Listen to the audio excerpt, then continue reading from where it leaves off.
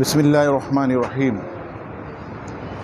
मेरे अहलियान मोहल्ला और अहले इलाका, उनसे ख़ास तौर पर वो जितने भी हमारे सुन्नी मुसलमान हैं उनसे और आवाम से ख़ास तौर पर ये पैगाम पहुंचाना मकसूद है कि जामा मस्जिद गुलिस्तान गौसिया चूना भट्टी रनछोड़ लाइन अल्हम्दुलिल्लाह ये अहले सुन्नत व जमात सुन्नी हनफी बरेलवी मसलक के ज़ेर तमाम मस्जिद है और यहाँ पर इमामत, खिताबत, तकरीर, नमाज जनाजा और इसके अलावा सोयम और दीगर तकरीबात में खिताब सिर्फ़ और सिर्फ़ वही शख्स जो है वो कर सकेगा जिसका ताल्लुक़ सुन्नी हनफी बरेलवी मकतबा फ़िक्र से है।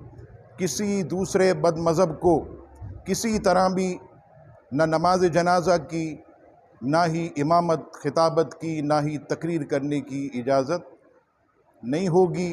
सिर्फ़ और सिर्फ़ सुन्नी सहीउल अक़ीदा ही यहाँ पर ये खिदमात अंजाम दे सकता है। आपका बहुत बहुत शुक्रिया। अल्लाह तबारक व तआला हम सबको हम आहंगी अता फ़रमाए। वमा अलैना इल्लल बलाग।